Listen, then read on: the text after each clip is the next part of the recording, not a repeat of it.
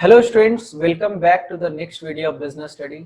आज की इस क्लास में हम लोग बात करने वाले हैं 11th क्लास का सबसे इम्पॉर्टेंट टॉपिक या फिर बहुत इम्पॉर्टेंट टॉपिक। सबसे इम्पॉर्टेंट टॉपिक तो नहीं कह सकते, इंश्योरेंस के बारे में, जो कि चैप्टर 4 से रिलेटेड है, दैट इज बिजनेस सर्विसेज से रिलेटेड है। तो 11th क्लास के चैप्टर 4 में एक बहुत ही महत्वपूर्ण टॉपिक है जो कि हर टीचर का फेवरेट है, दैट इज इंश्योरेंस। और इस वर्ड से आप बाखूबी बहुत पहले से जुड़े हुए हैं। आपके घर में ये ऐसा टर्म है जिससे रिलेटेड पॉलिसीज है ना। इंश्योरेंस की अगर बात करें तो इसकी चर्चा हर घर में होती है, ठीक है। अगर आप इंडिविजुअल हैं, आप अपने, अगर हर इंसान या तो अपने लाइफ का इंश्योरेंस लेता है, अगर कोई बिजनेसमैन है तो वो अपने बिजनेस का इंश्योरेंस लेता है।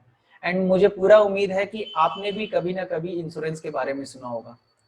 तो आज हम लोग इंश्योरेंस के बारे में समझेंगे। और इंश्योरेंस जो है वो कुछ प्रिंसिपल पे काम करता है, कुछ प्रिंसिपल यानी कि कुछ सिद्धांत पे काम करता है। उन सिद्धांतों के बारे में हम लोग पढ़ेंगे, है ना। आपको पता है इंश्योरेंस में क्या होता है। इंश्योरेंस में बेसिकली, जैसे मान लीजिए मैं बिजनेसमैन हूँ और मुझे अपने फैक्ट्री का इंश्योरेंस करवाना, तो सबसे पहले तो यहाँ पर दो पार्टी है, इंश्योरर और इंश्योर्ड। इंश्योरर कौन? जो कंपनी आपको इंश्योरेंस दे रहा, वो क्या हो गया? इंश्योरर। और इंश्योर्ड कौन? मैं, मेरा फैक्ट्री इंश्योर्ड है, ठीक है। तो अगर कल को मेरे फैक्ट्री में आग लगता है तो कंपनी मेरे को जितना भी लॉसेस हुआ कंपनी मुझे उतना का कंपनसेशन पे करेगा।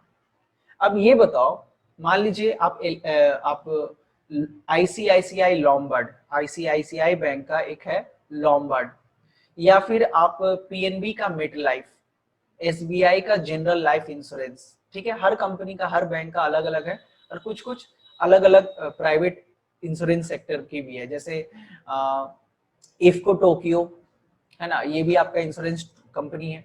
तो बहुत सारी इंश्योरेंस कंपनीज है।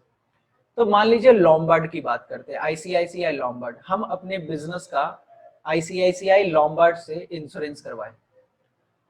अब कंपनी कह रहा है कि अमित जी, अगर आपके फैक्ट्री में आग लगता है तो हम आपके फैक्ट्री के लॉसेस को कंपनसेट कर देंगे, यानी कि अगर 10 लाख रुपए का आग लगा तो मैं 10 लाख रुपया दे दूंगा।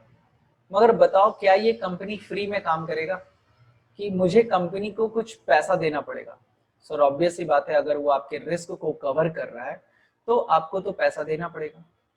उस तो हम जो अमाउंट पे करेंगे इंश्योरेंस कंपनी को इंश्योरेंस लेने वक्त, उसको कहते हैं प्रीमियम। यानी कि आप हर के घर में बाइक होता है, स्कूटी होता है, और बाइक और स्कूटी का भी इंश्योरेंस होता है। मान लीजिए 2,000 रुपये आप पे किए, तो ये जो 2,000 रुपये अमाउंट है इंश्योरेंस का, इसको हम लोग क्या बोलते हैं? प्रीमियम, ठीक है। अच्छा, हर इंश्योरेंस का एक हैपनिंग ऑफ एन इवेंट होता है। हैपनिंग ऑफ एन इवेंट कहने का मतलब, मान लीजिए हम अपने फैक्ट्री में फायर इंश्योरेंस लिए, हम अपने फैक्ट्री का फायर इंश्योरेंस करवाएं, तो अगर आग लगेगा तभी पैसा मिलेगा। अगर मेरे यहाँ चोरी हो जाता है तो पैसा नहीं मिलेगा। चोरी के लॉस को, या फिर फ्लड आ गया, या फिर चूहा मेरा माल खराब कर दिया, चूहा पूरा काट दिया प्रोडक्ट को, है ना, पूरा तहस नहस कर दिया, तो इसका कंपनसेशन कंपनी नहीं देगा। क्यों नहीं देगा? क्योंकि टर्म्स एंड कंडीशन में लॉस बाय फायर की बात हुई थी, तो लॉस बाय फायर के कारण ही आपको मिलेगा।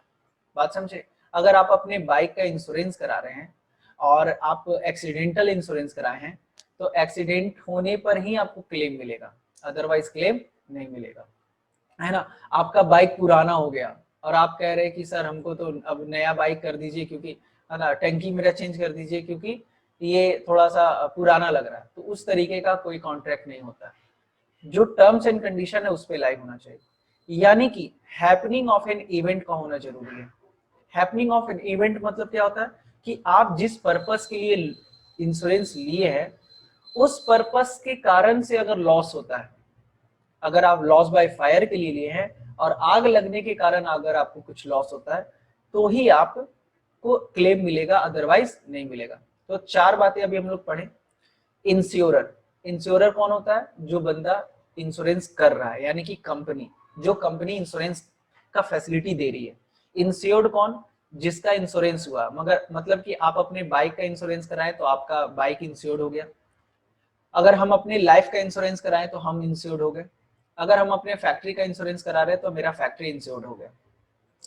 अगर इसको कंपनसेट करने के लिए क्या देते हैं, प्रीमियम। तो third point is premium. Premium क्या होता है, रेगुलरली जो पेमेंट करता है इंश्योर्ड, जो इंश्योरर को पेमेंट करता है मंथली बेसिस पे, ईयरली बेसिस पे, हाफ ईयरली बेसिस पे, ये डिपेंड करता है कंडीशंस पे, उसको कहते हैं प्रीमियम। और लास्ट है हैपनिंग ऑफ एन इवेंट। ठीक है, तो ये है बेसिक टर्म्स जो एक इंश्योरेंस में यूज होता है। नेक्स्ट है आपका कुछ प्रिंसिपल्स। हम लोग बहुत सारे टोटल आपका 7 प्रिंसिपल है जो आपको पढ़ना है। प्रिंसिपल मतलब होता है सिद्धांत। तो कुछ सिद्धांतों को ध्यान में रखते हुए प्रिंसिपल का इंश्योरेंस का जो बिजनेस है वो एग्जीक्यूट किया जाता है। उन प्रिंसिपल्स के बारे में भी हम लोग आज समझेंगे। तो चलिए शुरू करते हैं सीखने और सिखाने की प्रक्रिया को। तो आपके सामने ये देखिए इंश्योरेंस सर्विसेज के बारे में दे रहा है। अच्छा, इंश्योरेंस सर्विस को स्टार्ट करने से पहले हम आपको बता दें कि यहाँ पर बहुत सारा टेक्निकल टर्म, लॉ से रिलेटेड टेक्निकल टर्म्स आपको देखने को मिलेंगे जो कि आपके लिए काफी नया होगा। तो हम कोशिश करेंगे कि बहुत समय दें इस कंटेंट को और हर एक पॉइंट आपका क्लियर करते चले जाएं। और जो आपके लिए नया टर्म है उस टर्म्स को हम आपको बहुत अच्छे से समझाने का कोशिश करेंगे ताकि आपको हर एक चीजें समझ में आए। ठीक है, तो इंश्योरेंस तो आपको समझ में आ गया मोर और लेस की क्या होता है। यहाँ पे दो पार्टी होते हैं, दोनों आपस में क्या करते हैं, कॉन्ट्रैक्ट करते हैं। जैसे हम लॉम्बार्ड के पास गए, भाई बोले कि मेरा लाइफ का इंश्योरेंस करो, तो हम एक अलग पार्टी है, लॉम्बार्ड एक अलग पार्टी है, दो पार्टी के बीच में क्या होगा, इंश्योरेंस होगा, जहां पर हम इंश्योर्ड है और वो इंश्योरर है। ठीक है, तो देखिए क्या कह रहा है। और यहाँ पे कंडीशन क्या होता है कि मेरे लॉसेस को गुड करेगा, है ना। यानी कि अगर हम इंश्योरेंस लिए अपने फैक्ट्री का, तो किसी भी तरीके का नुकसान होता है, जैसे लॉस बाय फायर का लिए, तो आग लगने के कारण जो भी नुकसान होगा वो मुझे कंपनसेट करेगा। तो insurance is a contract between whom, insurer and insured, in which the insurer agree to make good the loss of insured on happening of an event। ये लाइन को पढ़िए, in which insurer मतलब क्या, company, agree to make good मतलब चीजों को सही करना। जैसे मेरे फैक्ट्री में आग लग गया तो उसको सही करेगा मतलब जितना भी लॉस होगा उसका भरपाई करेगा। The loss of insured on happening of an event, है ना। यहाँ पे क्या कह रहा है, on happening of an event. Happening of an event मतलब जिस वजह से हम इंश्योरेंस लिए हैं, जो मेन ऑब्जेक्टिव है वो फुलफिल होना चाहिए। अगर चोरी हुआ है तो फिर हमको क्लेम नहीं मिलेगा। हाँ, अगर लॉस बाय थेफ्ट का इंश्योरेंस लिए है तब क्लेम मिलेगा, मगर ऐसे क्लेम नहीं मिलेगा। In consideration of regular payment called premium. और इन कंसिडरेशन, एक नया वर्ड दिख रहा है, कंसिडरेशन मतलब क्या होता है, पेमेंट करना मतलब जैसे मान लीजिए आप कहीं जाते हो, आप गए मूवी देखने गए, आप टिकट खरीदे, तो आपको पैसा देना पड़ा, तो आप कह सकते हो कि ये कंसिडरेशन है। क्या है ये, कंसिडरेशन। यानी कि कुछ भी आप खरीदते हैं या फिर कोई भी सर्विसेज लेते हैं, आप स्कूल में पढ़ रहे हो, आप स्कूल फी जो पे करते हैं, तो स्कूल आपको सर्विस दे रहा है, तो वो जो फी पे कर रहे हो आप उसको क्या बोलोगे, कंसिडरेशन। ये सब टेक्निकल लॉ का लैंग्वेज है। On regular payment called premium. आपको पता है प्रीमियम क्या होता है, इंश्योरेंस कंपनी को जो मिलता है इंश्योर्ड के तरफ से, है ना। द एग्रीमेंट और contract is in written and known as insurance policy. और ये जो कॉन्ट्रैक्ट होता है ये रिटेन फॉर्म में होता है, जिसको हम लोग क्या बोलते हैं, इंश्योरेंस पॉलिसी बोलते हैं। कुछ टर्म्स है, सबसे पहला इंश्योरर कौन है, वो कंपनी, इंश्योरेंस कंपनी को इंश्योरर बोलते हैं। इंश्योर्ड किसको बोलते हैं, जिस पर्सन का इंडिविजुअल और firm who get compensation of loss, है ना। अगर आपको लॉस होता है और अगर आपको कंपनसेशन मिल रहा है, यानी कि आप कौन है, इंश्योर्ड पर्सन है। और इंश्योर्ड क्या करता है, रेगुलर पेमेंट करता है प्रीमियम का। भाई प्रीमियम ही नहीं देंगे तो कंपनी कवरेज क्यों देगा। हैपनिंग ऑफ एन इवेंट कहने का मतलब जिस वजह से जो मेन सब्जेक्ट मैटर था, वो सब्जेक्ट मैटर के कारण ही अगर लॉस होगा तभी कंपनसेशन मिलेगा, अदरवाइज नहीं। Happening of an event, it refers to the subject matter of policy और the kind of loss covered under the policy. जैसे कभी कभी ना इंसान हेल्थ इंश्योरेंस लेता है।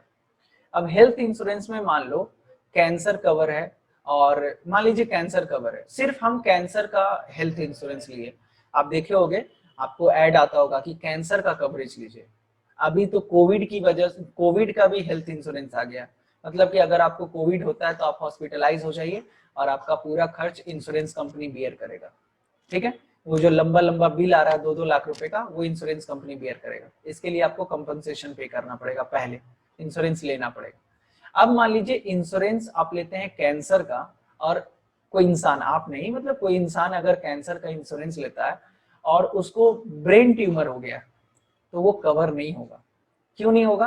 क्योंकि हैपनिंग ऑफ एन इवेंट क्या है? कैंसर। तो कैंसर के पेशेंट है तभी आपको ये कवरेज मिलेगा, कंपनी हॉस्पिटल का बिल का पेमेंट करेगा, अदरवाइज नहीं पे करेगा। अगर आप कंप्लीट आप हेल्थ कवर लिए, कंप्लीट हेल्थ कवर मतलब कुछ भी हो गया, आपको कंपनी क्लेम पे करेगा। मतलब एक होता है कंप्लीट, उसमें थोड़ा प्रीमियम ज्यादा लगता है। अब आपको कुछ भी हो गया, आप हार्ट के पेशेंट हो गए, कैंसर हो गया, या फिर है ना, उस केस में हाँ, तो अगर आप कंप्लीट कवरेज लेते हैं तो फिर आपको किसी भी तरीके का इश्यूज होता है, आपका हेल्थ इशू होता है, तो वो आपका कंप्लीट कवरेज मिलेगा। ठीक है, तो हैपनिंग ऑफ एन इवेंट मतलब क्या होता है? सब्जेक्ट मैटर, कि पॉलिसी किस के लिए लिया गया, किस चीज के लिया गया। अब प्रीमियम क्या होता है? आप जो रेगुलर पेमेंट करते हैं, है ना। प्रीमियम जो है क्वार्टरली भी हो सकता है, हाफ ईयरली भी हो सकता है, एनुअली भी हो सकता है, मंथली भी हो सकता है। वो डिपेंड करता है कंपनी पे कि कंपनी आपके साथ किस तरीके का कॉन्ट्रैक्ट बनाया है।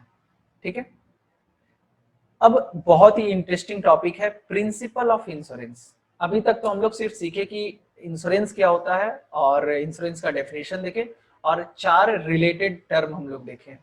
नेक्स्ट है प्रिंसिपल ऑफ इंश्योरेंस। इसका क्या मतलब है? प्रिंसिपल ऑफ इंश्योरेंस का मतलब होता है किन सिद्धांतों के आधार पे इंश्योरेंस काम करता है। तो टोटल 7 प्रिंसिपल है, और टीचर्स का ये फेवरेट टॉपिक होता है। यहाँ से क्वेश्चन बहुत अराइज होता है, और तो इस टॉपिक को आप बहुत अच्छे से ध्यान में रखोगे। सबसे पहला है principle of utmost good faith.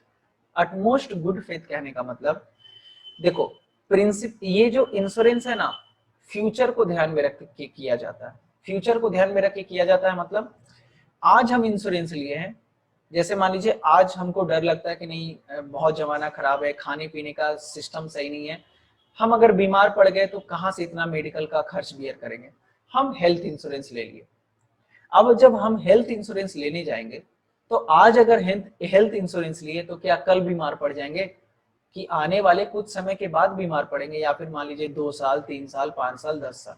ठीक है, तो आज अगर हम हेल्थ इंश्योरेंस लिए तो मे भी हम आने वाले 2-3 साल के बाद बीमार पड़े, या फिर अगर नहीं पड़े तब तो और अच्छी बात है, क्या प्रॉब्लम है भाई, है ना। ऐसा थोड़ी कि इंश्योरेंस ले लिए तो बीमार पड़ ही जाए पैसा वसूल करने के चक्कर में, है ना। तो अटमोस्ट गुड फेथ क्या बोलता है कि जब इंश्योरेंस कंपनी कॉन्ट्रैक्ट कर रहा है, जब आप एज अ क्लाइंट कॉन्ट्रैक्ट कर रहे हैं, तो दोनों पार्टी का रिस्पॉन्सिबिलिटी है कि आप हर पॉइंट को डिस्क्लोज करें। हर पॉइंट को डिस्क्लोज करें कहने का मतलब, जैसे मान लीजिए हम हेल्थ इंश्योरेंस लेना चाह रहे हैं, हम कंपनी के पास गए, कंपनी हमसे पूछा कि भाई अच्छा हेल्थ इंश्योरेंस लेना, चलिए हम कुछ क्वेश्चन आपसे पूछ रहे हैं, आप सही सही जवाब दीजिएगा। क्या आप सिगरेट स्मोक करते हैं? हम बोले नहीं, ओके, वहां एंट्री कर लिया। क्या आप लीकर कंज्यूम करते हैं? क्या आप ड्रिंक करते हैं? हम बोले नहीं। क्या आपको डायबिटीज है? हम बोल दिए नहीं। क्या आपको कभी हार्ट का अटैक आया है? नहीं, है ना। तो सारा इंफॉर्मेशन जो भी वो पूछा, यानी कि हमसे बेसिक डाटा जो पूछा, हम उसको जवाब दे दिए।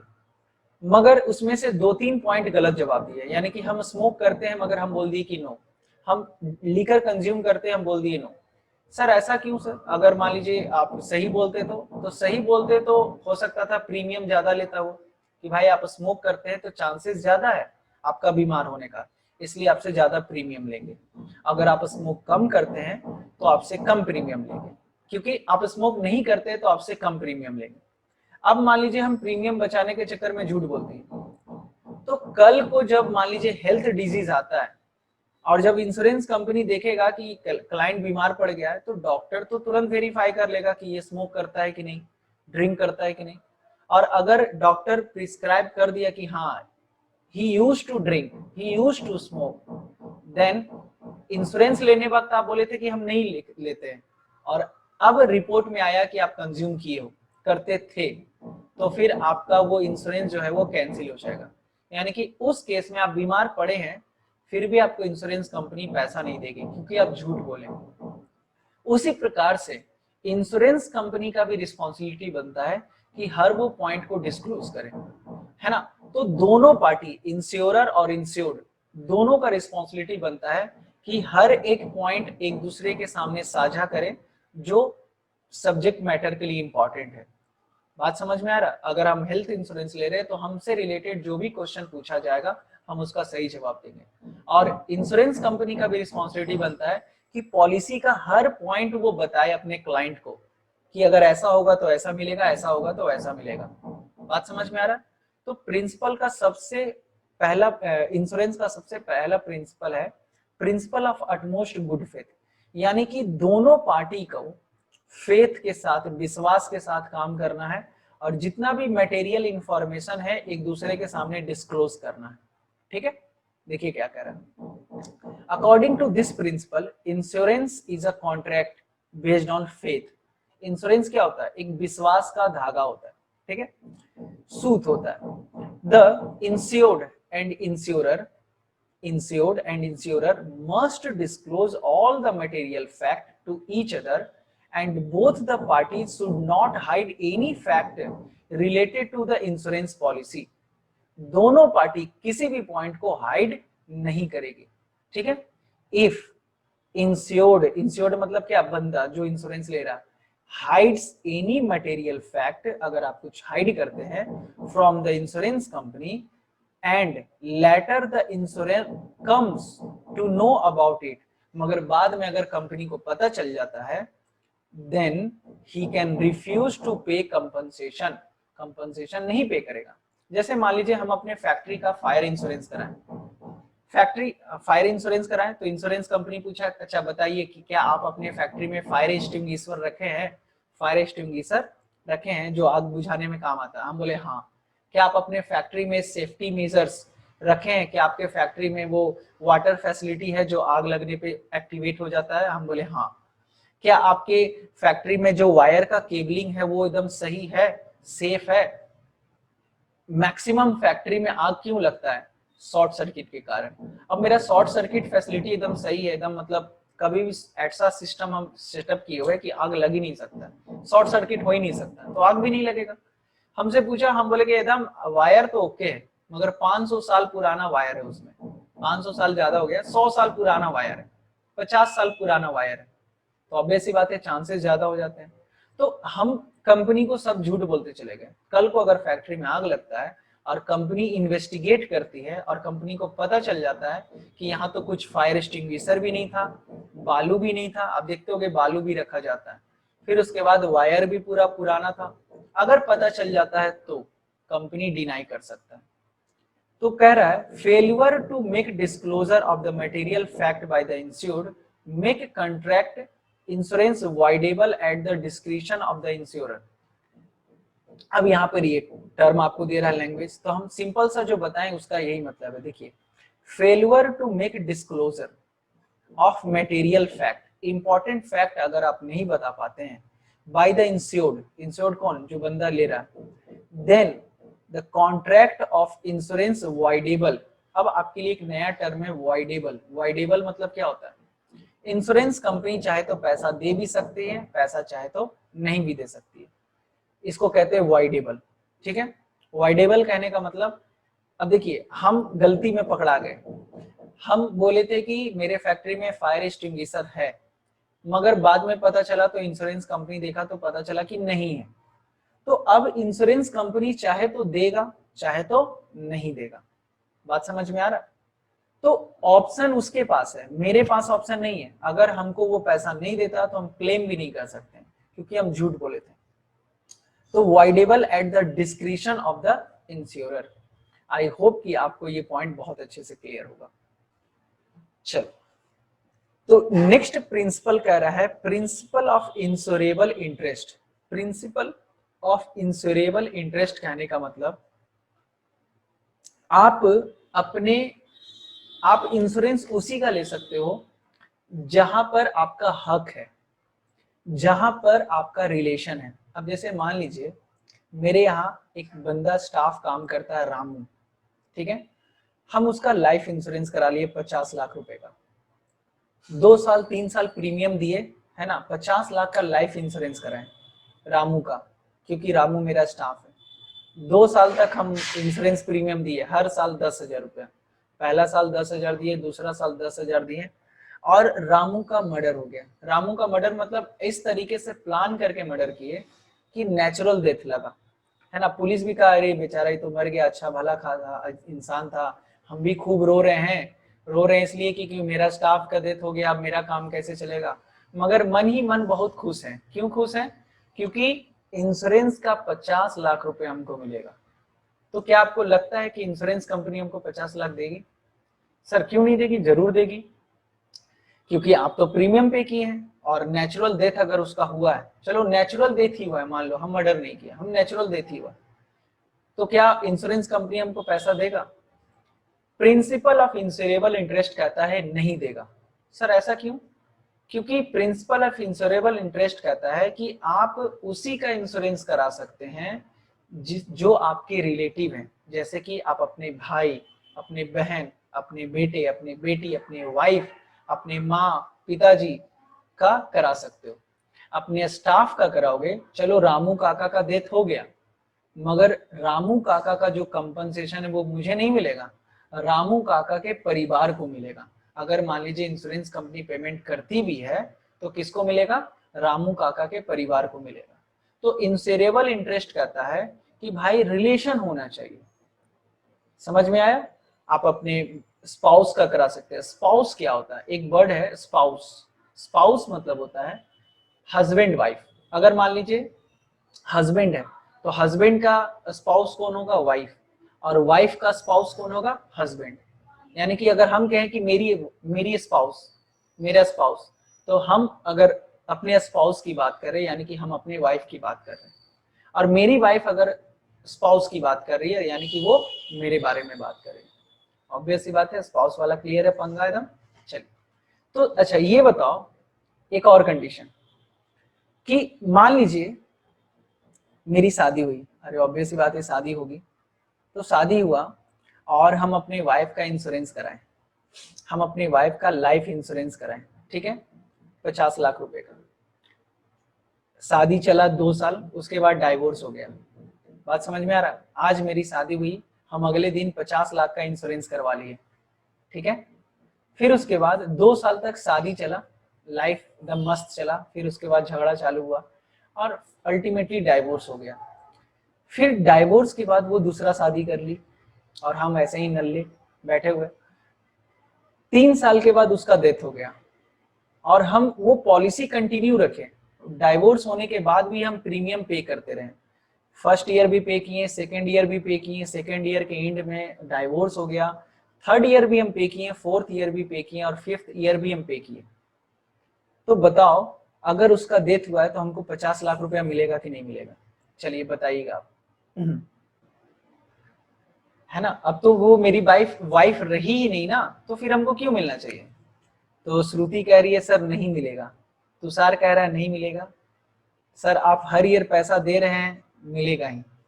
अच्छा, तारिक का कहना सर चूंकि आप हर साल पैसा दे रहे हैं इसलिए आपको मिलना चाहिए, बट यू पे द प्रीमियम एट टाइम। हाँ अच्छा, अच्छा स्नेहा कह रही है सर मिलना चाहिए क्योंकि आप टाइम पे प्रीमियम पे कर रहे हैं, that's why you should get the money back. Okay, और पूजा कह रही है नहीं मिलेगा। देखिए, मिलेगा कि नहीं मिलेगा ये डिपेंड करता है कॉन्सेप्ट पे, और कॉन्सेप्ट अगर क्लियर है तो फिर मिलेगा। देखिए क्या है, प्रिंसिपल ऑफ इंश्योरेबल इंटरेस्ट दो बात कहता है। पहला पॉइंट कहता है कि आप जब भी इंश्योरेंस कराएंगे तो आप अपने रिलेटिव का कराएंगे। तो चलो भाई, वाइफ उस समय मेरी थी, वो मेरी अपनी थी, हम करा दिए इंश्योरेंस। और दूसरा पॉइंट कह रहा है कि जिस समय इंश्योरेंस हो रहा है ना उस समय आपके रिलेटिव होने चाहिए। फर्स्ट पॉइंट क्या कि he must be your relative, और दूसरा उस समय जिस समय इंश्योरेंस हो रहा है उस समय भी आपके रिलेटिव होने चाहिए। अब बताइए, जिस समय हम अपनी वाइफ का, है ना, जिस समय हम अपनी वाइफ का इंश्योरेंस लिए उस समय तो वो मेरी अपनी थी, हम इंश्योरेंस ले लिए। 2 साल के बाद डाइवोर्स हुआ और वो किसी और से शादी कर ली, मगर जिस समय कॉन्ट्रैक्ट हुआ उस समय वो किसकी थी? मेरी थी। तो ऑब्वियस सी बात है, इसका क्लेम मुझे मिलेगा। यानी कि प्रिंसिपल ऑफ इंश्योरेबल इंटरेस्ट ये भी बोलता है कि at the time of the making contract, अगर कॉन्ट्रैक्ट आप कर रहे हो और उस समय आप दोनों का रिलेशन है, तो फ्यूचर में डजंट मैटर क्या हो रहा है, इट डजंट मैटर क्या हो रहा है, आपको उसका पैसा मिलेगा। क्योंकि जिस समय आप इंश्योरेंस ले रहे थे आपके साथ इंश्योरेबल इंटरेस्ट था। बात समझ में आया? तो यानी कि सर ये पॉइंट भी ध्यान में रखना पड़ेगा, है ना। यानी कि सर तब तो अच्छी बात है, शादी करेंगे, इंश्योरेंस लेंगे, डाइवोर्स करेंगे, बाद में मर्डर हो गया या फिर डेथ हो गया तो पैसा तो मिलेगा ही। हाँ, ऐसा नहीं चलता है, ठीक है ना। ऐसा हो सकता है पर ऐसा जनरली करना नहीं चाहिए। अब एक बच्ची कह रही है कि सर अगर आप प्रीमियम पे नहीं करते तो प्रीमियम पे नहीं करते तो पॉलिसी लैप्स कर जाता ना, पॉलिसी तो लैप्स कर जाता, इस वजह से उसका पैसा ही नहीं मिलता। प्रीमियम पे ही नहीं करेंगे तो प्रीमियम, है ना, लैप्स कर जाएगा। चलिए अब देखते हैं इसको लाइन बाय लाइन रीड करते हैं। According to this principle the insured must have insurable interest in subject matter of the insurance policy. Insurable interest होना चाहिए। इंश्योरेबल इंटरेस्ट कहने का मतलब हम अपने लोगों का इंश्योरेंस कराएंगे या फिर अपने प्रॉपर्टी का। अब बताओ, तुम्हारे बाइक का इंश्योरेंस हम करा ले रहे हैं, तुम्हारा प्रॉपर्टी है, तुम्हारा फैक्ट्री है और उसका इंश्योरेंस हम कराएंगे, और आग लगेगा तो कंपनसेशन हम ले लेंगे कि आप लोगे? तो सिंपल सा फंडा है, अगर मान लीजिए आपका फैक्ट्री है, हम आप इंश्योरेंस नहीं कराए मगर हम इंश्योरेंस करा दिए, और कल को भगवान के दया से आग लग गया, क्योंकि हम चाहते थे, क्योंकि हम तो इंश्योरेंस कराए तो हम तो सोचेंगे कि आग लग जाए तो हमको पैसा मिलेगा। तो आग लगा, इंश्योरेंस कंपनी आया क्लेम देने, चेक किसको देगा? चेक आपको देगा, मुझे नहीं देगा। क्यों नहीं देगा मुझे? क्योंकि वो मेरा प्रॉपर्टी नहीं है। सर इंश्योरेंस तो आप दे रहे थे, तो हम क्या बोले, 2 पॉइंट चेक करता है, प्रॉपर्टी किसका है या फिर रिलेशन किसके साथ, और दूसरा जिस समय आप कॉन्ट्रैक्ट कर रहे थे उस समय वो प्रॉपर्टी किसका था, वो आइटम किसका था। बात समझ में आ रहा है?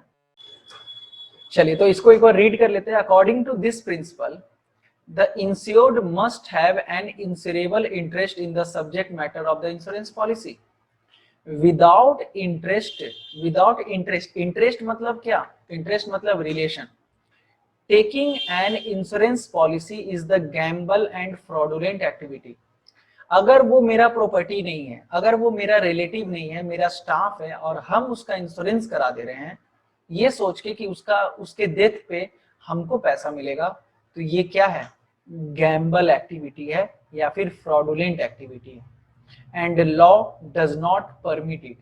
क्योंकि आप किसी को जान को परवाह ना करते हुए उसका इंश्योरेंस ले रहे हैं और बाद में उसका गेम बजा दे रहे हैं, तो ये सही नहीं।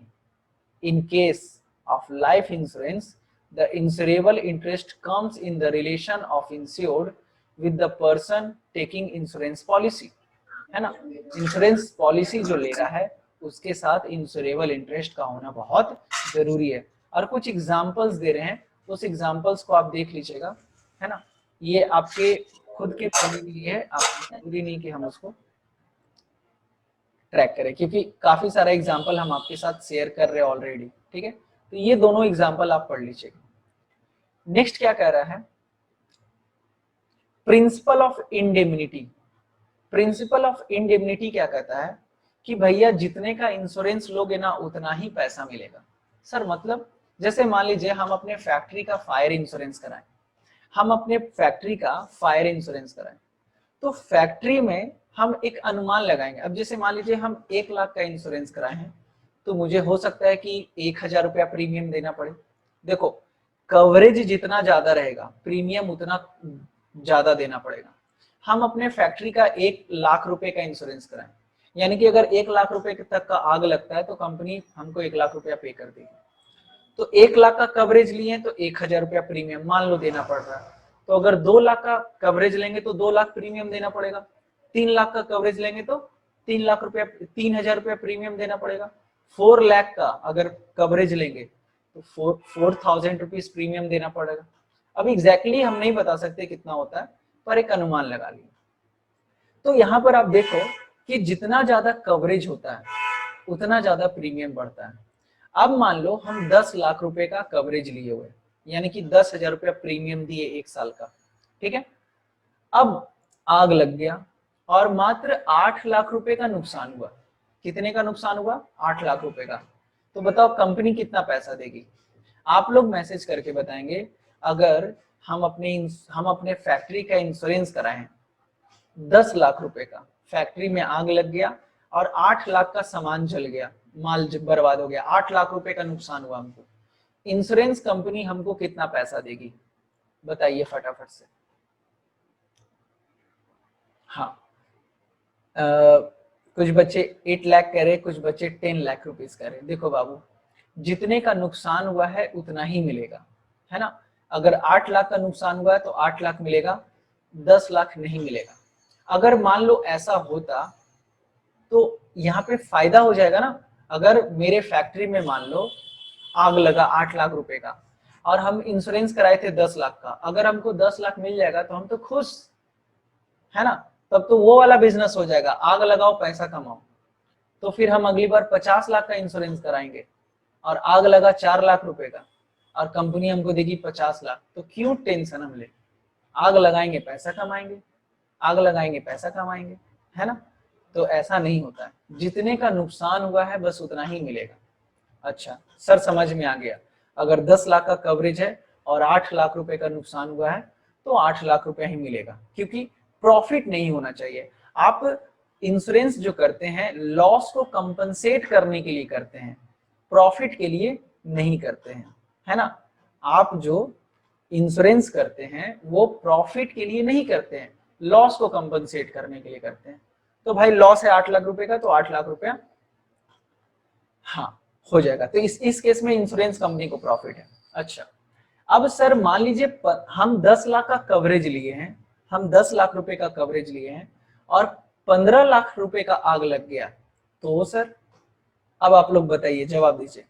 अगर हम 10 लाख का हम फैक्ट्री का इंश्योरेंस कराए हैं और आग लग गया और 15 लाख का सामान बर्बाद हो गया, तो फिर कंपनी कितना देगा?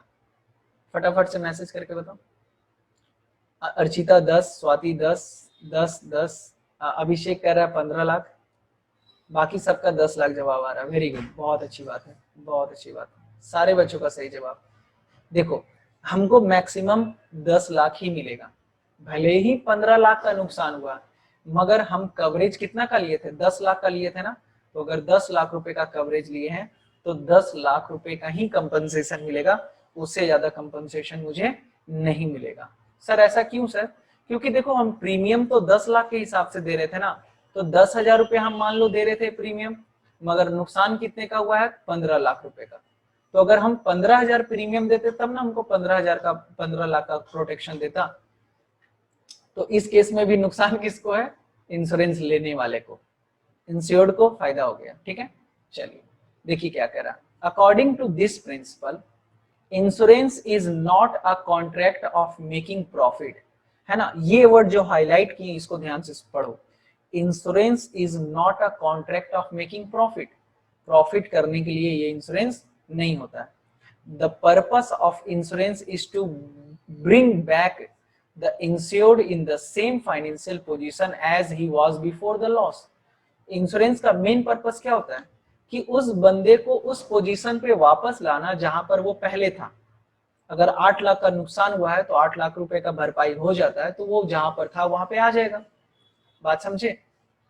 तो इसी वजह से यहाँ पर एक एग्जाम्पल दे रहा है, प्रिंसिपल ऑफ इंडेमनिटी।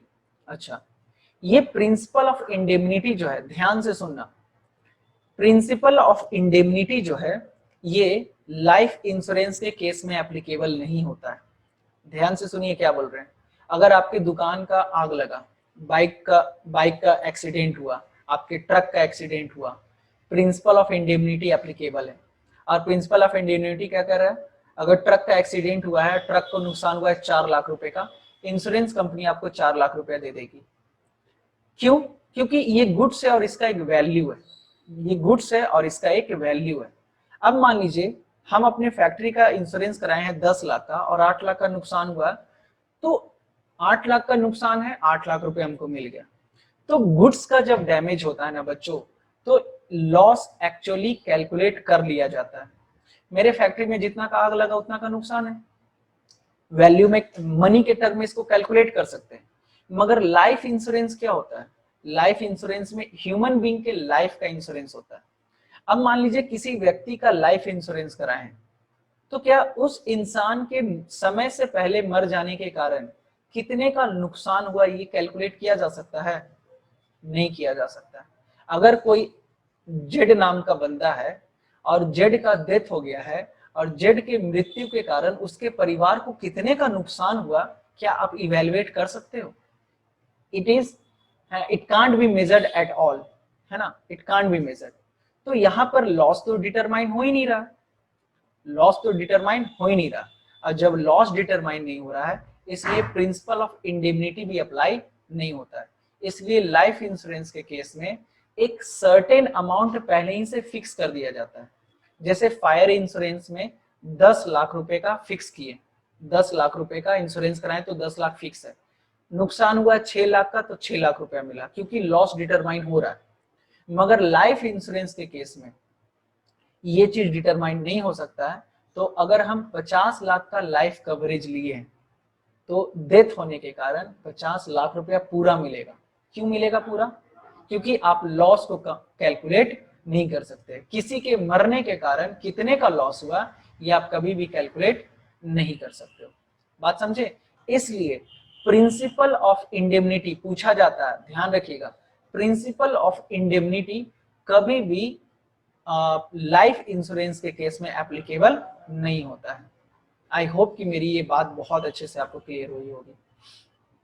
एक बच्चे के मन में बहुत अच्छा क्वेश्चन आया कि सर इंश्योरेंस कंपनी पैसा कहाँ से लाती है इतना? हमसे इंश्योरेंस कंपनी लिया 10,000 और वो हमको 10 लाख का कवरेज दे रहा, यानी कि 8 लाख का नुकसान हुआ तो 8 लाख रुपए हमको दे रहा।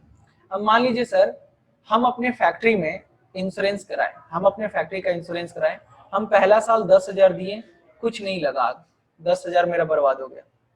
दूसरा साल फिर 10,000 रुपया दिए, आग नहीं लगा, वो भी मेरा 10,000 बर्बाद हो गया। मेरा वो 10,000 बर्बाद क्यों हो रहा है? क्योंकि हम प्रोटेक्शन के लिए पैसा दिए, प्रोटेक्शन, मगर आग लगा ही नहीं, तो आग लगा ही नहीं तो पैसा भी नहीं मिलेगा। मगर तीसरा साल अनफॉर्चुनेटली आग लग गया 8 लाख रुपए का और कंपनी 8 लाख रुपया दी, तो मेरा मात्र 30,000 रुपया गया और कंपनी को हम कितना पेमेंट किए? मात्र 30,000।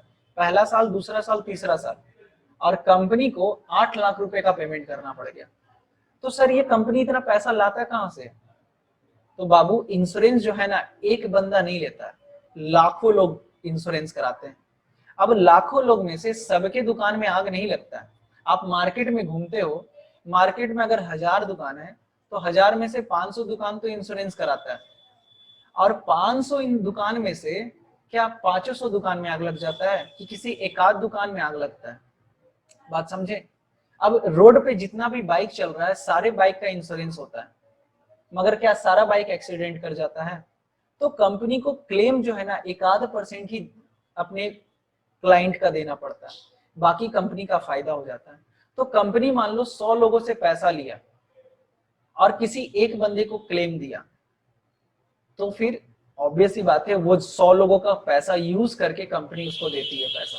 सर अगर सबको नुकसान हो गया, तो सबको एक एक्सीडेंट हो गया, तो सारा बाइक डैमेज हो गया, तो फिर इंश्योरेंस कंपनी को लॉस होगा, इंश्योरेंस कंपनी को ज्यादा क्लेम देना पड़ जाएगा, फिर वो कंपनी कहीं ना कहीं से पैसा लाएगी और सबका पेमेंट करेगी। मगर जनरली इंश्योरेंस के केस में ऐसा नहीं होता है कि सब कोई डैमेज हो गया एक बार में। ठीक है, आई होप कि मेरी पॉइंट आपको बहुत अच्छे से क्लियर होगी। चलिए, तो नेक्स्ट हमारा प्रिंसिपल है principle of contribution. Principle of contribution ये जो है ये बहुत अच्छा प्रिंसिपल है, और कुछ लोग जो है ना जो चतुर बनते हैं उन लोगों का चतुराई को है ना खत्म करने के लिए। सर कहने का मतलब देखो, कई लोग ऐसे होते हैं जो कहते हैं अरे यार मेरा बाइक है ना, मेरा हम 2 कंपनी से इंश्योरेंस ले लेते हैं, 2 कंपनी से, कंपनी ए और कंपनी बी से इंश्योरेंस ले लेते हैं, और जब कल को मेरा बाइक डैमेज होगा तो हम दोनों कंपनी से पैसा ले लेंगे, है ना। या फिर मान लीजिए कोई इंसान अपना हेल्थ इंश्योरेंस लिया और वो बीमार पड़ गया, मगर हेल्थ इंश्योरेंस वो दो कंपनी से लिया, कंपनी ए और कंपनी बी से, दोनों कंपनी को वो प्रीमियम पे कर रहा है, वो बंदा दोनों कंपनी को प्रीमियम पे कर रहा है, ए को भी और बी को भी, मगर कल को जब वो बीमार पड़ेगा तो दोनों कंपनी उसको मिलाकर पैसा पे करेगी। सिंपली कहने का मतलब, कोई एक बंदा है 10 लाख रुपए का हेल्थ कवरेज लिया, कंपनी ए से भी और कंपनी बी से भी, कंपनी ए को भी प्रीमियम दिया, कंपनी बी को भी प्रीमियम दिया, तो वो तो बेचारा सोच रहा था कि 10 + 10 20 लाख का हो गया मेरा, मगर ऐसा नहीं होता। कल को वो बीमार पड़ा, कल को वो बीमार पड़ा और मान लीजिए हॉस्पिटल का बिल 8 लाख रुपया बना, तो दोनों कंपनी 4-4 लाख मिलाकर दे देगा। बात समझे? तो सर इसमें तो नुकसान हो गया उस बेचारे क्लाइंट को। यस, ऑब्वियस सी बात है। और ये ऐसा क्यों हो रहा है? प्रिंसिपल ऑफ कंट्रीब्यूशन के कारण। प्रिंसिपल ऑफ कंट्रीब्यूशन कहता है कि भाई अगर कोई इंसान दो इंश्योरेंस कंपनी से इंश्योरेंस ले लेता है तो इसमें इंश्योरेंस कंपनी की गलती नहीं है, इसमें उस इंसान की गलती है कि आप दो कंपनी से इंश्योरेंस ले लिए। तो इस केस में क्या होगा, आपको दोनों कंपनी मिलके आपको पैसा देगा। अच्छा सर, ऐसा नहीं हो सकता दोनों कंपनी 8-8 लाख रुपया दे, चूंकि बेचारा का तो बिल बना 8 लाख रुपए का। तो बताओ बाबू, अगर ऐसा होगा तो उस पेशेंट को तो, उस क्लाइंट को तो 16 लाख रुपया मिल जाएगा। 8 लाख का बिल बना है, 16 लाख रुपया अगर उसको मिल रहा है तो खुश, हॉस्पिटल में बेड पे लेटे लेटे इंतजार कर रहा होगा कि आ जाए 16 लाख, तो 8 लाख पॉकेट में और 8 लाख का बिल का पेमेंट कर देंगे। तो ये तो प्रॉफिट, ये तो कॉन्ट्रैक्ट फॉर प्रॉफिट हो गया ना। फिर ये क्या हो जाएगा, कॉन्ट्रैक्ट फॉर प्रॉफिट हो जाएगा। और अगर ऐसा होता है तो ये जो प्रिंसिपल हम लोग पढ़े, प्रिंसिपल ऑफ इंडेमनिटी, ये तो वायलेट हो जाएगा ना। फिर ये प्रिंसिपल क्या हो जाएगा, बेकार हो जाएगा। क्योंकि अगर कोई इंसान 10 लाख रुपए का इंश्योरेंस, 8 लाख रुपए का उसको लॉस हुआ, 8 लाख रुपए का मेडिकल बिल बना है और उसको दो दो कंपनी पैसा दे दी, 8 + 8 16 लाख रुपया, तो उसको तो 8 लाख रुपए का फायदा हो गया। तो इस वजह से, इस प्रिंसिपल के कारण, चूंकि ये प्रिंसिपल कहता है कि हम लोग यहाँ पे प्रॉफिट के लिए काम नहीं करते हैं, तो ये प्रिंसिपल का जन्म हुआ, प्रिंसिपल ऑफ कंट्रीब्यूशन का जन्म हुआ। प्रिंसिपल ऑफ कंट्रीब्यूशन कहता है कि अगर ऐसा सिचुएशन आता है उस केस में दोनों कंपनी मिल के पैसा देगा, दोनों कंपनी मिल के पैसा देगा। बात समझे? सिंपल सा फंडा है। अच्छा, आपके मन में ये सवाल आ सकता है कि सर अगर दूसरे कंपनी को पता नहीं चला तो? देखो ऐसा कुछ नहीं होता है ना। आपका जितना भी इंश्योरेंस है सारा आपका अटैच रहता है पैन कार्ड से, आपका पैन कार्ड से लिंक्ड रहता है, ठीक है, आपके बेसिक डिटेल से, आपके बैंक डिटेल से लिंक्ड रहता है। तो कंपनी जब आपको इंश्योरेंस क्लेम पे करती है तो कंपनी वहां पे वेरीफाई करता है कि भाई इस बंदे को और किस कंपनी ने इंश्योरेंस बेचा है, और अगर कंपनी को इसका पता चल जाता है तो फिर कंपनी इसका बेनिफिट लेने से पीछे नहीं हटती। कंपनी को क्या दिक्कत है, कंपनी सर्च कर लेगा, और कंपनी अगर देख लिया कि ये बंदा दो कंपनी से लिया तो दोनों कंपनी मिलके फिर पैसा देगा। बात समझे? तो ऐसा नहीं होता है। अच्छा, फिर दूसरी बात, एक और कंडीशन हम आपको बता रहे हैं। मान लीजिए वो बंदा बीमार पड़ा, कंपनी ए से 10 लाख रुपए का लिया था, कंपनी बी से भी 10 लाख का लिया था, और बीमार पड़ा और 12 लाख रुपए का बिल बन गया, तब बताओ मैक्सिमम कितना उसका क्लेम मिलेगा? तब भी मैक्सिमम 10 लाख रुपया ही क्लेम मिलेगा, और दोनों मिल के पेमेंट करेगा। 5 लाख रुपया ए और 5 लाख रुपया कंपनी बी पे करेगा। बात समझे? देखिए हम क्या बोल रहे हैं, कंपनी ए से 10 लाख का क्लेम इंश्योरेंस लिए, हेल्थ इंश्योरेंस, और कंपनी बी से भी 10 लाख रुपए का हेल्थ इंश्योरेंस लिए। हम, और वो इंसान जो है वो बीमार पड़ा और 12 लाख रुपए का मेडिकल बिल बन गया, फिर भी उसको 2 लाख रुपया घर से पे करना पड़ेगा, क्योंकि मैक्सिमम इंश्योरेंस कितने का है, 10 लाख रुपए का। दोनों कंपनी मिल के पे करेगा और मैक्सिमम 10 लाख का, 10 लाख रुपीस तक का ही कवरेज होगा, ठीक है, क्योंकि क्लेम कितने का है, सॉरी कवरेज कितने का है, 10 लाख रुपीस का है। तो यहाँ पर फिर से नुकसान, एक तो बेचारा दो दो कंपनी को प्रीमियम पे किया और ऊपर से 2 लाख रुपए एक्स्ट्रा बिल पे करना पड़ा। तो प्रिंसिपल ऑफ कंट्रीब्यूशन उन चतुर लोगों को ट्रैक पे रखता है जो इस तरीके का सोचते हैं, ठीक है। चलिए अब ये प्रिंसिपल ऑफ कंट्रीब्यूशन थोड़ा सा पढ़ लेते हैं और उसके बाद एक फॉर्मूला है, इस फॉर्मूला को भी हम लोग समझेंगे। तो देखिए सबसे पहले क्या कह रहा है, the principle of contribution is correlatory to the principle of indemnity, है ना, इंडेमनिटी से रिलेटेड है ये। According to this principle, if the person has taken more than one insurance policy for the same subject matter, उसी काम के लिए, then all the insurer मतलब क्या, सारी company, will contribute the amount of loss and compensate him for the actual amount of loss, है ना, actual amount of loss के लिए कंपनसेट करेगा दोनों कंपनी मिलके। Separately he cannot claim total loss from each insurer, दोनों company से अलग अलग 8-8 लाख रुपया ले ले, ऐसा नहीं हो सकता। The insurer contributes to total loss in the proportion of the amount assured by each। अब देखिए ये भी तो हो सकता है, मान लीजिए हम दो कंपनी से इंश्योरेंस लिए, कंपनी ए से और कंपनी बी से। कंपनी ए से हम इंश्योरेंस लिए 5 लाख रुपए का और कंपनी बी से हेल्थ इंश्योरेंस लिए 10 लाख रुपए का, तो इस केस में तो प्रॉब्लम हो जाएगा। और मान लीजिए मेडिकल बिल बना है 6 लाख रुपीस का, कितने का, 6 लाख रुपीस का मेडिकल बिल बन गया, तो फिर पंगा है ना। देखिए इसके लिए हम आपको एक कैलकुलेशन दिखाते हैं तो आपको ज्यादा क्लियर हो जाएगा।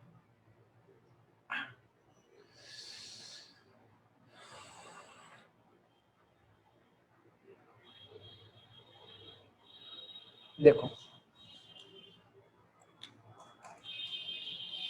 अगर मान लीजिए आप कंपनी ए से इंश्योरेंस लिए हैं 10 लाख रुपीस का एंड कंपनी बी से क्लेम इंश्योरेंस लिए हैं 5 लाख रुपीस का, ठीक है।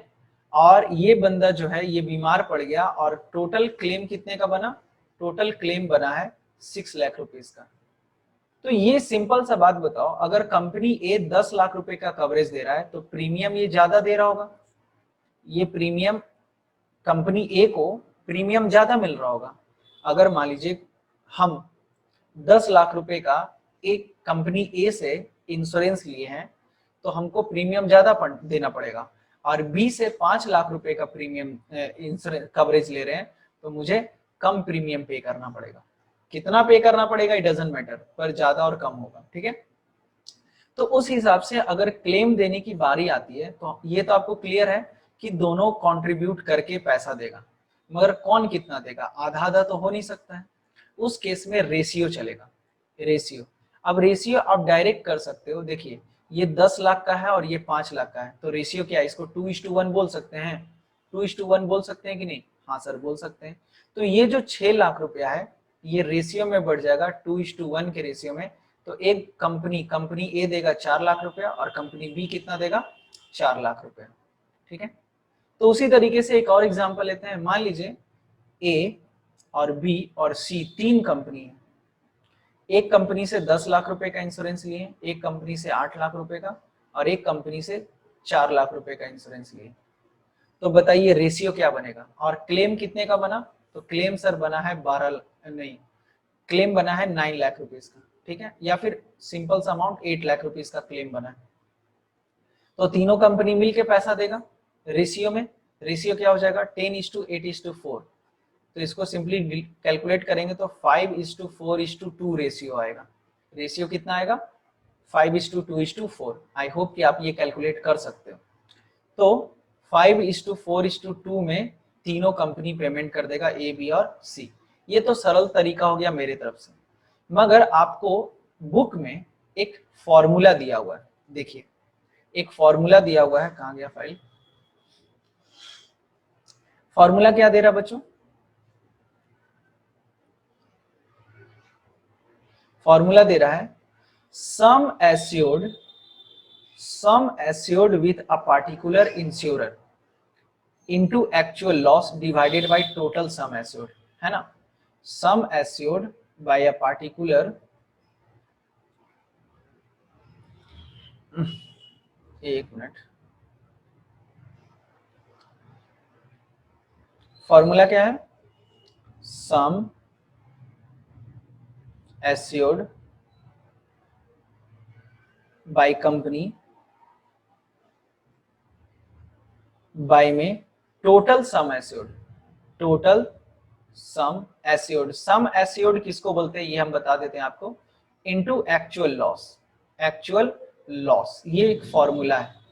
अब देखिए जो फर्स्ट कंडीशन लिए थे उसके हिसाब से काम करो। अब जैसे मान लीजिए फर्स्ट कंडीशन में कंपनी ए से सम एश्योर्ड, सम एश्योर्ड क्या होता है, कितने का पॉलिसी लिए हैं, सम एश्योर्ड कितने का पॉलिसी लिए, तो कंपनी ए से हम लोगों ने पॉलिसी लिया है 10 लाख रुपीस का, और कंपनी बी से कितना का क्लेम लिया, पॉलिसी लिया है, सम एश्योर्ड है 5 लाख रुपीस का, तो टोटल कितना हो जाएगा बताओ सर, टोटल हो जाएगा 15 लाख रुपीस, ठीक है।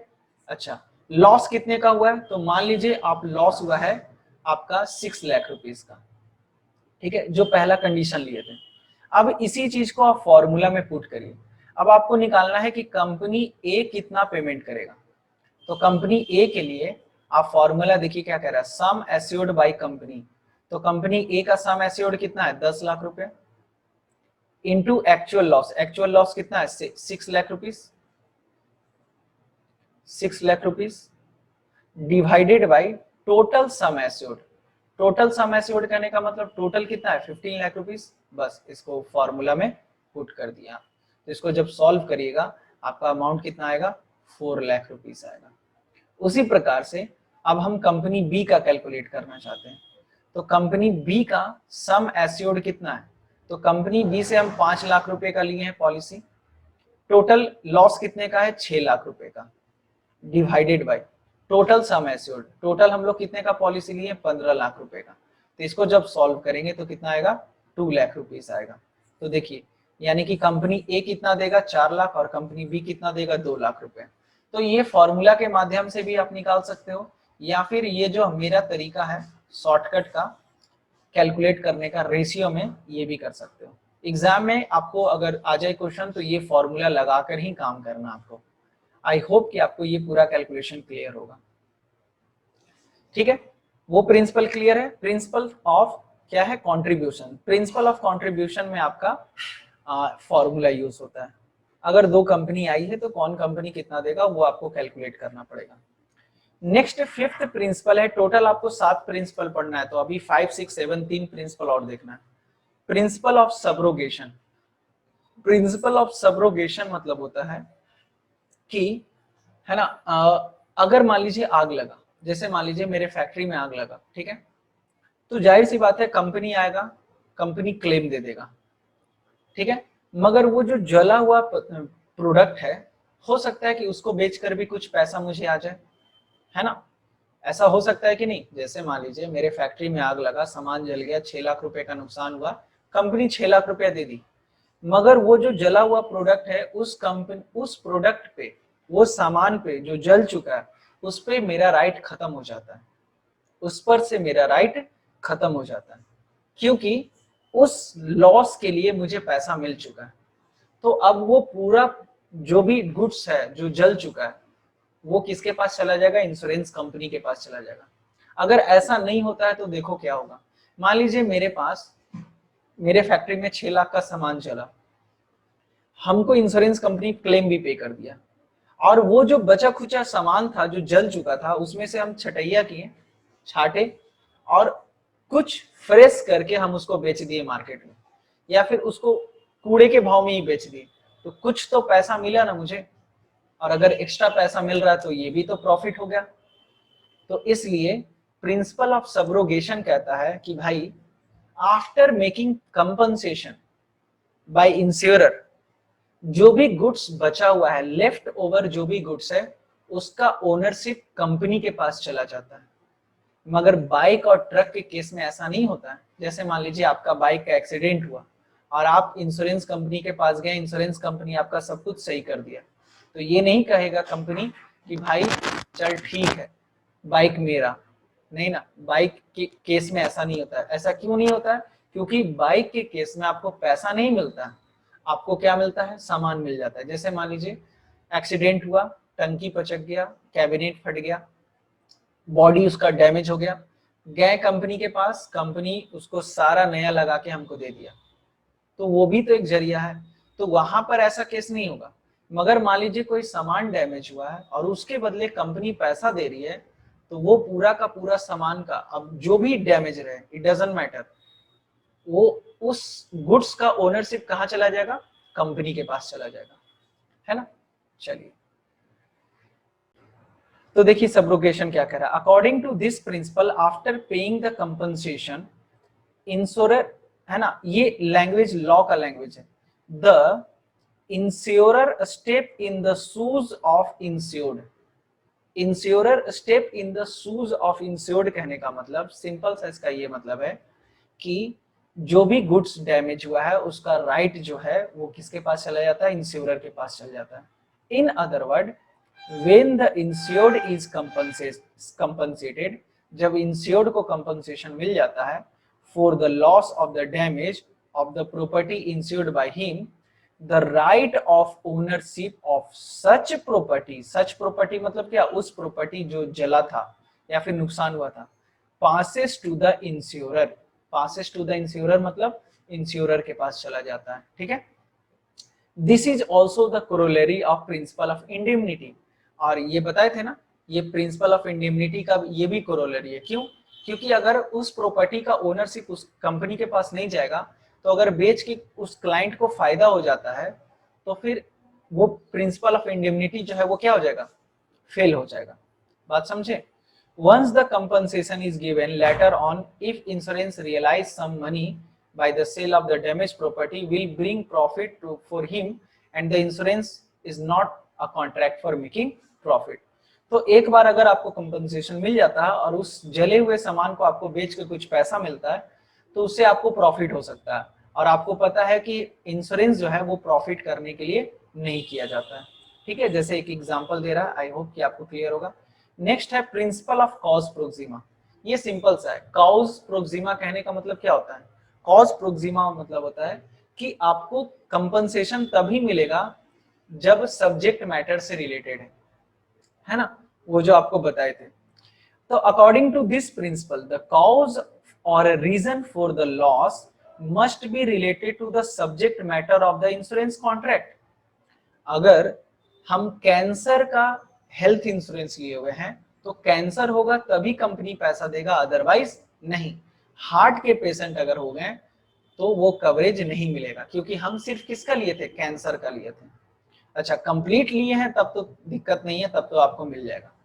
If the loss is due to some other cause then the insurer can deny to pay the compensation, है ना, इंश्योरेंस कंपनी फिर पैसा नहीं देगा। तो ये कौन सा प्रिंसिपल है, principal of cause Proxima. Cause मतलब क्या होता है, कॉज मतलब रीजन, प्रोक्सिमा मतलब है ना subject to the subject matter. तो प्रिंसिपल ऑफ कॉज प्रोक्सिमा मतलब कि भाई आपको तभी इंश्योरेंस पैसा मिलेगा जब आपको सब्जेक्ट मैटर से रिलेटेड नुकसान हुआ है। तो लास्ट बहुत अच्छा पॉइंट है, principal of mitigation of losses.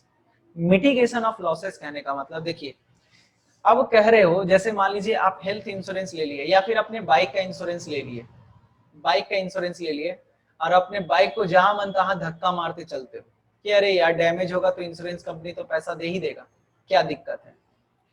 ऐसा नहीं होना चाहिए। यानी कि ये प्रिंसिपल कहता है कि अगर आप इंश्योरेंस ले लिए हैं अपने प्रोडक्ट का तो इसका ये मतलब नहीं है कि आप केयरलेस हो जाइएगा। आप अपने सामान का उसी तरीके से ध्यान रखिएगा जैसा कि अगर आप इंश्योरेंस नहीं लेते तो रखते। यानी कि अगर हम इंश्योरेंस नहीं लिए हैं तो हम अपने प्रोडक्ट का अच्छे से ध्यान रखेंगे ना, क्योंकि नुकसान तो हमको सहना पड़ेगा। मगर आप इंश्योरेंस ले लियो, जैसे मान लीजिए आपके फैक्ट्री, आप अपने फैक्ट्री का फायर इंश्योरेंस ले लिए, अब जहां मन तहां डिबरी जला के छोड़ देते हो, है ना, रोज रात में मोमबत्ती जला के छोड़ देते हो, क्यों, क्योंकि भाई आग लगेगा तो नुकसान का तो कंपनसेशन मिल ही जाएगा, है ना। आप अपने वायरिंग को चेंज नहीं करते हैं, जानबूझ के शॉर्ट सर्किट लगाते रहते कि आग लगे तो पैसा मिलेगा, तो ऐसा नहीं होना चाहिए। Principle of mitigation of losses कहता है कि you must take care of goods where carefully in case you have taken insurance policy from any insurer, है ना। You should not be careless for the goods concerned, ठीक है। देखिए क्या कह रहा है, according to this principle the insured must take care of his property और subject matter of the insurance in the same way as he would take care without taking the insurance policy. अगर आप insurance policy नहीं लेते तो जिस तरीके से अपने चीजों का ध्यान में रखते, इंश्योरेंस लेने के बाद भी आप उसी तरीके से ध्यान रखेंगे. The insured should not become careless of his property after taking insurance policy, है ना. अब अपने आज के डेट में ना घर का भी इंश्योरेंस होता है. घर का इंश्योरेंस मतलब अगर देखते हो, कई बार सुने होंगे कि बुजुर्ग दंपति घर पे थे, उनको बंधक बना के लूट लिया, या फिर पति पत्नी गए शादी में और चोरों ने अपना हाथ किया साफ, करोड़ों का जायदाद गायब. तो लोग क्या करते हैं, अपने घर का भी इंश्योरेंस कराते हैं. अब मान लीजिए हम अपने घर का इंश्योरेंस कराए हुए और हम कहीं जा रहे हैं तो घर में ताला ही नहीं लगा रहे, अरे छोड़ो चोरी होगा तो नया टीवी आएगा और क्या, इंश्योरेंस कंपनी देगा नहीं. तो ऐसा नहीं है, केयरलेस नहीं होना हमको, ठीक है. It is the duty of the insured to make reasonable effort to take all available precaution to save the insured property, है ना. प्रॉपर्टी को सेफ रखना मेरा जिम्मेदारी है, ठीक है. ये आपको एक एग्जांपल बता रहा है. तो आई होप कि आपको ये सारा पॉइंट बहुत अच्छे से क्लियर होगा. टोटल हम लोग 7 प्रिंसिपल पढ़े. एग्जामिनेशन पॉइंट ऑफ व्यू से भी इंपॉर्टेंट है एंड टीचर्स का ये पूरा फेवरेट टॉपिक है. तो आप इसको अच्छे से पढ़ लेना एक बार फिर से. आज के क्लास में बस इतना ही. Thank you so much.